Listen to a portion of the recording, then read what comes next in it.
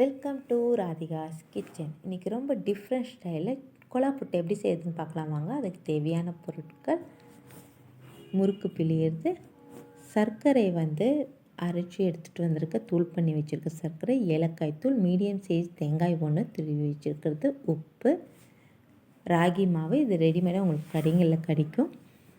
அரிசி மாவு. இந்த அரிசி மாவு எப்படி ரெடி பண்ணுறதுன்னா, அரிசியை ஒரு அரை மணி நேரம் தண்ணியில் ஊற வச்சுட்டு ஒரு 15 நிமிஷம் இப்படி ஒரு காட்டன் துணியில் ஃபேன் காற்றுல ஆற வச்சு எடுத்துக்கணும். காட்டன் துணியில் போடுறப்ப தான் அந்த ஈர தண்ணியெல்லாம் உறிஞ்சி நல்லா எடுக்கும். அதுக்கப்புறமா ஒரு மிக்சி ஜாரில் நல்லா நைஸாக மாவாக அரைச்சி எடுத்துகிட்டு வந்துடலாம். நான் ராகி மாவும் அரிசி மாவும் ரொம்ப சேர்த்து கொலா புட்டு செய்கிறேன். ரொம்ப டிஃப்ரெண்ட்டாக இருக்கும்.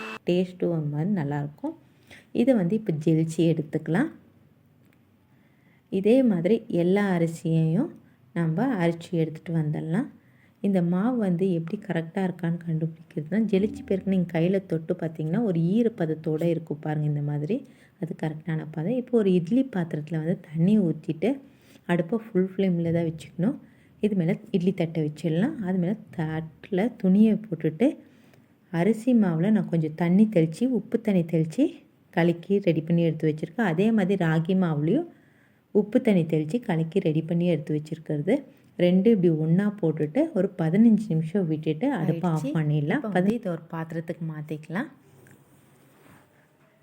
தட்டில் போட்டுட்டு நம்ம தண்ணி எதுக்காக அந்த உப்பு தண்ணி சேர்த்துறப்போ ஒரு டேஸ்ட்டு சூப்பராக கொடுக்கும். அதனால தான் அந்த உப்பு தண்ணி தெளித்து அரிசி மாவில் நம்ம வேக வைக்கிறது.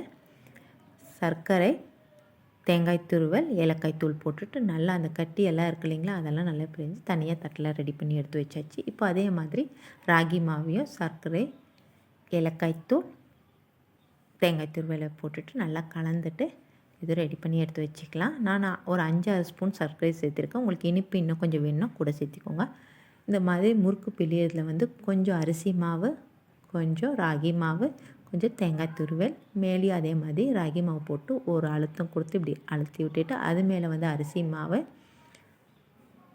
இன்னும் கொஞ்சம் தேங்காய் துருவல், ராகி மாவு சேர்த்திட்டு பார்த்திங்கன்னா சூப்பராக இருக்கும். ரொம்ப டிஃப்ரெண்ட்டாக ஹெல்த்தியான கொலா புட்டு வீட்லேயே ரெடி ஆகிடுச்சு. நீங்களும் வீட்டில் ட்ரை பண்ணி பாருங்கள். கண்டிப்பாக உங்களுக்கும் பிடிக்கும். லைக் பண்ணுங்கள், ஷேர் பண்ணுங்கள், சப்ஸ்கிரைப் பண்ணுங்கள். மறக்காமல் பெல் பட்டனை கிளிக் பண்ணுங்கள். நன்றி, வணக்கம்.